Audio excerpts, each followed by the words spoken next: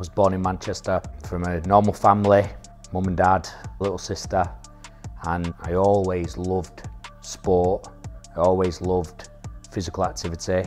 I wanted to be a footballer. That was my big thing. I was pretty good at it. In fact, I was very good at it. I was a very, very good footballer. When you look at it later on in your life, you realise actually I was a lot better than I realised I was. And that probably is one of the things that's also taken me to my career path further down the line.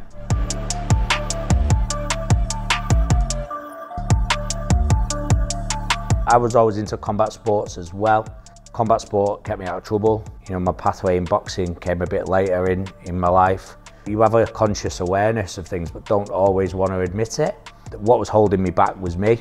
What was holding me back was my confidence, my mindset. I never actually believed I was good enough to be a professional sportsman. I had a great upbringing, I had a great family, good mum and dad, brilliant mum and dad. They would always tell me, son, you're good enough. And it's great having those people around you saying, hey, Ric, you can do this, and Ric, you can do that. But the stories you tell yourself, in my mind, are more powerful than that. But that overspills into all parts of your life as well, into your work, into your friendships, into everything. And it became a real problem for me. It became the driver later in life for my career now. That experience that I've had with negative self-talk allows me to identify that little voice, that little bit of self-talk reappears, and that's where we start with our work, and that's where we put steps in place to get past it, and cut that anchor away, and so that you can drive forward and be the best you can be and be the best version of you.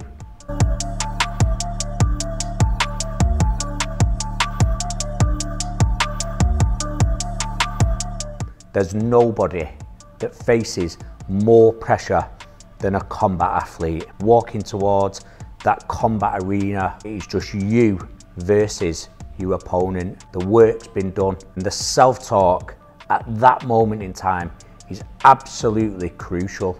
I was absolutely convinced that I could help improve these athletes, so that is where I started.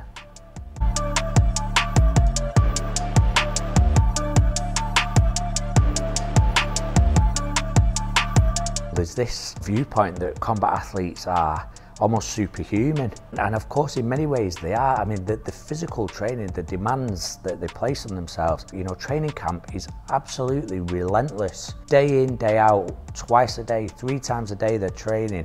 But when you boil it down, combat athletes, like all of us, like every one of us, they're just human beings. They've got hopes, they've got dreams, they've got fears, they've got anxieties.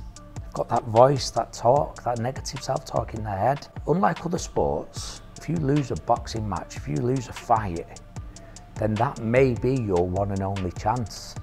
You may never get that opportunity again. So I've been in and around literally hundreds of training camps and in and around boxing gyms all over the country and beyond. And then of course been there on fight night, in the dressing rooms, witnessing what goes on backstage, the prep, the physical prep, the mental prep, and then, everything that leads to the second that bell rings. And originally, my focus was all about getting these fighters physically ready, but I realised very quickly, not only did we have to coach them physically, we had to address the mental aspect. We had to address what I call the lonely walk, which is when they leave the dressing room and everybody in the team is then moves on and is away from them. The lights hit, the cameras are on, the curtain opens, and it's game time, and the crowd roars. And it's not always that they're roaring for you. Many times they're roaring against you. They want to see you lose. And as combat sports have grown and the financial side of the game has grown, the arena's got bigger. So that meant the walk took longer. That when they were in the earlier parts of their career, those smaller stadiums or those smaller halls, the walk to the ring would literally take 5 seconds. So they had no time to think. So I've coached these athletes to get their mind and body to be at a state of optimum performance, of optimum readiness.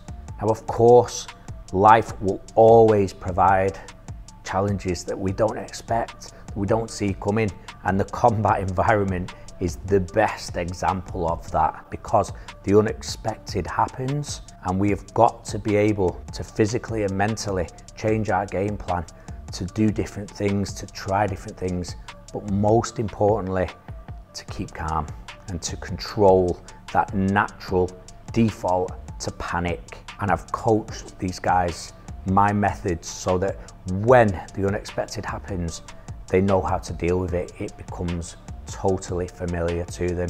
And we've seen success hundreds of times over at British title level, at European champions, at world title level. So I'm really confident that the methods that I've coached these guys are methods that can be used by everybody.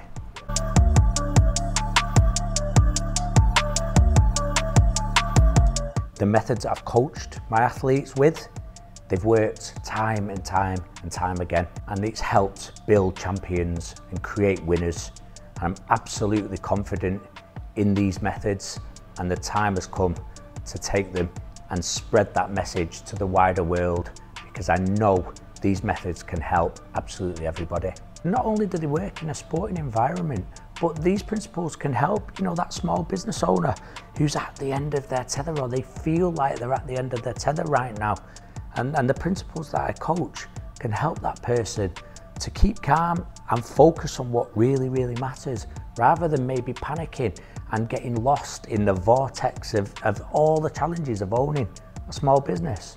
But the principles can also help the CEO who's managing 1,000 staff and has to attend board meetings or meetings with investors and may feel a little bit nervous because, we're all human beings. Whether you are a combat athlete or whether you're a CEO, we've all got that pain point, that pivotal moment where you really tested. And that's where my coaching comes in.